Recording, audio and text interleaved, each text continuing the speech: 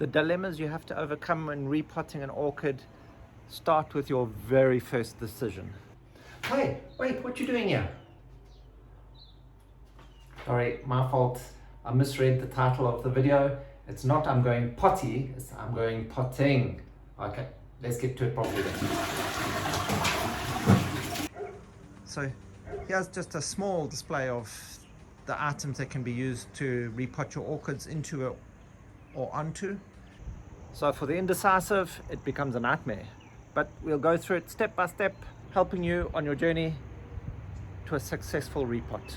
If this is the kind of information you're interested, please hit that subscribe button and that notification bell below to be notified of all our upcoming content so you don't miss out on a thing.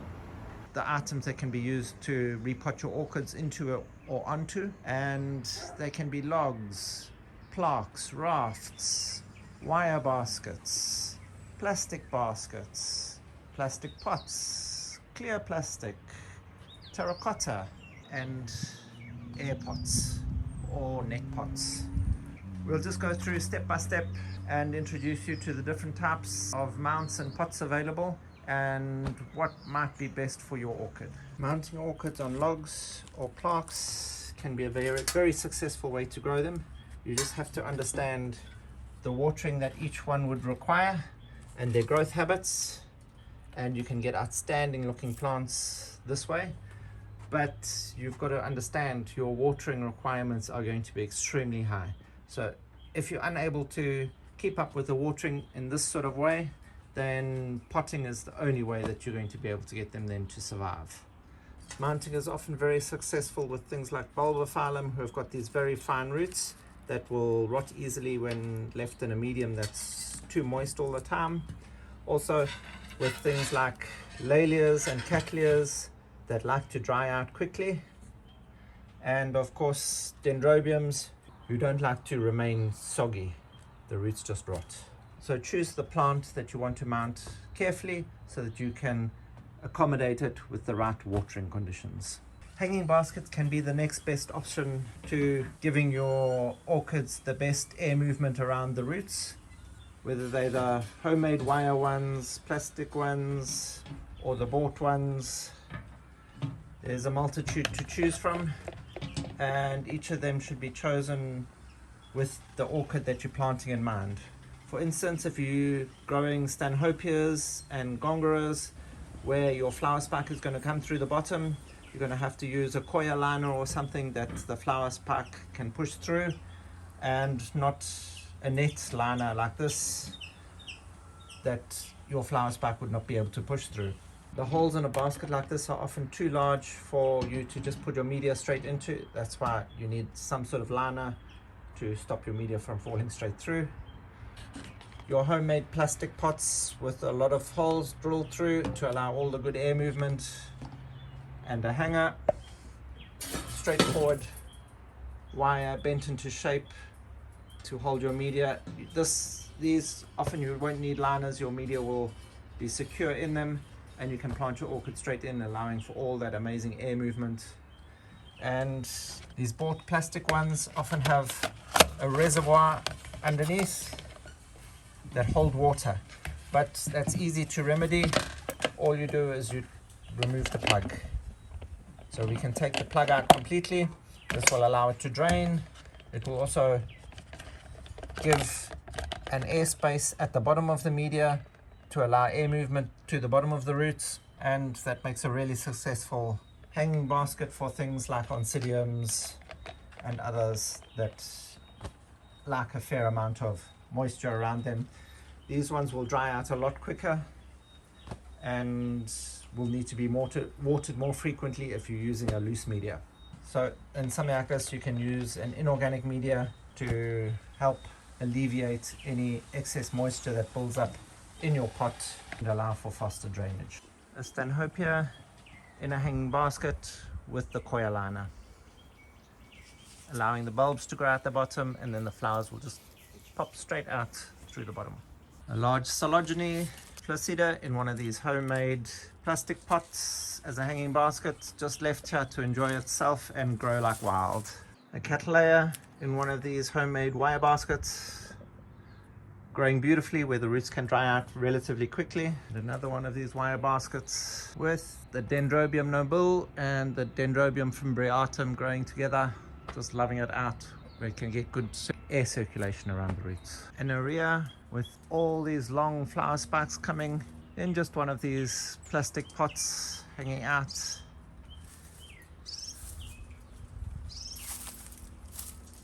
Also Phylogeny Diana. So that's the hanging baskets. So let's go through the pots now. With plastic pots, you're going to have a wide variation of different colors and sizes to choose from long, tall, skinny ones to short, fat, squat ones. So these are all going to be based on the type of orchid that you're planting and the size of the root mass, not the leaf mass, the root mass that your plant has. So as you've taken out your pot, you'll see the amount of roots that are left and you'll choose your pot accordingly. We're going to choose the size pot that's going to provide the right ratio of media to root volume. If you have too much media in a pot, it can tend to hold too much water, and that can cause root rot or just not allow enough air movement into the media so your roots can't go in deep enough. So we're going to be looking at repotting into a size that will allow at least 2 years worth of growth. The sympodial orchids that will tend to run in a single direction, such as your cattleyas, you want to be planting them up against the side of your pot and the new growth towards the middle, and you want to leave enough space that it can grow for 2 years before you need to repot, because by then, if you're using an organic media such as bark, it's going to have decomposed far enough that you're going to need to replot it again. So now you have your size of your pot organized. We need to know, are we going for a taller one? Are we going for a squatter one? All of this will depend on the orchid itself. For things like cattleyas, we generally go for a regular pot. This is where it has a nice broad open area with a fairly good depth. They do produce a good strong root system, so they'll need that extra space. For ones that aren't going to root as deeply, like your Dendrobium kingianum and things like your bulbophyllums that you're not going to be hanging, squatter pot with a broader top is more advisable to allow the media to dry out more quickly. In the narrow tall pots, you're going to be planting things like Phalaenopsis in. They have long extended root systems, which generally prefer the longer, narrower pot. And the Phalaenopsis, you never go terribly much more than a 6-inch size pot, but often you'll find them in the 4-inch size. If you're repotting and you found one that wasn't a 6-inch pot and you don't have much root volume left, you can always pot it straight back down into the 4-inch so that our root media ratio is perfect and not holding too much moisture to rot the rest of the roots. The Phalaenopsis don't have to be planted into clear pots, but generally you find that the photosynthesis that can take place through the pot helps reduce the number of air roots that come out the top of the pot. So often you'll find as soon as you're putting them into black pots or pots where the roots can't see light, you'll find that they produce more air roots. And then you're asking me, what are these big pots for? Well, with things like Cymbidiums, they also tend to like deep pots, and this is what I generally plant my ground orchids in. I generally use soil-based medias in these pots that I'm not going to be repotting again for between 3 and 5 years, because I like my Cymbidiums to get big and I want to get that mass display of flower spikes on a single plant and then go through the hassle of breaking them out of the huge big pot and starting again. So ground orchids like the Sobralia are grown in these tall, large pots that I fill with a soil type media. The Spathoglottis also in these tall, deep pots with soil media, the short form Sobralia, and even my Blatilla just coming out of wintering. The plastic pots also hold moisture for longer. Make sure that they've got good drainage. If need be, you can drill some extra holes in around the side to allow for more air movement through the pot. But I do find in certain occasions the plastic pots like this do extremely well, especially when you can't keep up with a high maintenance watering regime. They're also incredibly inexpensive compared to other options, so often this is the only way for a lot of people to go, especially if they've got a large number of plants. Now that we've gone through some of the basics of the plastic pots, let's look at the next. Ceramic pots and earthenware pots are often the first choice for orchid growers. They allow for evaporation through the sides of the pots and still allow for some air movement through the pot. The glazed pots, if they don't have holes in like this, can be treated more like you would be treating a plastic pot, as there would be no evaporation through the sides of the pots. Ones that are specially made like this for orchids are some of the best pots you can get. Some of the disadvantages of using clay pots is when you come to repot, you may have to break the pot to get your plant off without removing all of the root volume. Especially pots like this, the root growth will take place in through the holes, and then it's going to be almost impossible to remove your orchid successfully. If you're using pots like this, you can use an inorganic media and use miniature orchids so that your plant will never outgrow it and the media will never have to really be changed. With decorative pots, it's always best never to plant directly into a decorative pot, because again, you're going to have to probably break your pot to get your plant out when it comes time to repotting. So rather with these, pot your orchid into a plastic pot and then use this as the decorative outer. Earthenware pots are also thought to hold the nutrients in the pot for longer, as they are attracted into the sides of the pot, and as the watering happens, making them available to the plant for longer periods, sort of like a slow release. But this can be a bonus and a boon both at the same time, because if you're using chemical fertilizers, you're going to have to make sure when you're flushing, you flush the pot for long enough that the salts are removed from the clay pot as well. Air pots or net pots in all different manner of forms are also excellent items to use to pot up your orchids in, to allow for all that good air movement straight into the media, allow for the media to dry out quickly so that the roots don't rot. These come in multiple different shapes and forms and are all especially good for growing orchids in, especially things like dendrobiums, cattleyas and cycleas and cotyledons. They thrive in pots such as these.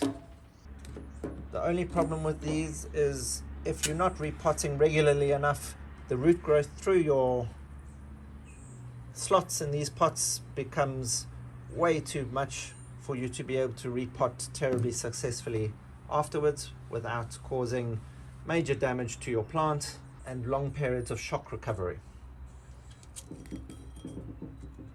Things like bulbophyllums grow incredibly well on items such as this. So one of the best ways to do it is grow it around the outside of the pot. That way you can empty out the media on the inside and replace it. That's one of the little tricks that I do with my bulbophyllums. These net pots help you mimic the natural environment more closely than what a normal pot would be able to do. And when choosing the size of your pots, orchids tend to like to be just that little bit squeezed into it. Here's a little bit of an exaggerated version of it. This is a dendrobium, and we see how much top volume there is to this tiny little pot. Dendrobiums are especially keen to have this done to them. This way the root media ratio is better for them. It allows the roots to dry out faster and not be soaked all the time. Also this large oncidium growing out of the pot. and we notice almost the new pseudobulbs being developed are actually bigger than what the ones inside the pot are. It just shows that they like their roots to be out getting all that good air. So don't be afraid of undersizing your pot and allowing your orchid to grow a little bit over the top. You'll often find you'll get bigger, better blooms this way. And then it's time to repot again. So some of the reasons for deciding on plastic pots is you have better soil retaining qualities, they're lighter, they're cheaper, but to get the water to drain, you may have to put a small layer of stone or something else that's going to allow for some air movement at the bottom of the pot and for the water to drain out quickly. For your terracotta, your clay, your earthenware pots, they breathe better, they evaporate from the sides, allowing the moisture to escape quicker. They're also less damaging to the environment, so that's always a good thing to think about. The only problem is they're way more expensive. They're heavier, they'll provide your plant with more support, and with it being less likely to be blown over by the wind or your plant becoming top heavy. Some of the problems are that you're going to need to water more frequently, and they can tend to break in the transplanting process if you've allowed your plant to root on too deeply onto your pot. It's pretty much a write-off. They do look better than the plastic pots, but you can just use cover pots to hide your plastic pots. The air pots, if you can get hold of them, can be quite decorative or just plain ugly. They provide wonderful growth environments for your plants, making it easier to flush nutrients and allow that air movement through and provide more of a natural environment for your plants to grow in. The mounting is good for all those orchids that like to dry out quickly, but bad for people who aren't able to water frequently. So that's when your hanging baskets come in. When you're unable to water as frequently as you would on a mount, you need the extra space as your shelves are all full, or you have orchids that bloom through the bottom and they need somewhere that they can grow out and produce their blooms from. They can be quite pretty and attractive, or they can just be downright ugly, but then it's not the pot that we're actually looking at, it's the plant. And if the plant grows well and flowers beautifully, to me the pot doesn't really count.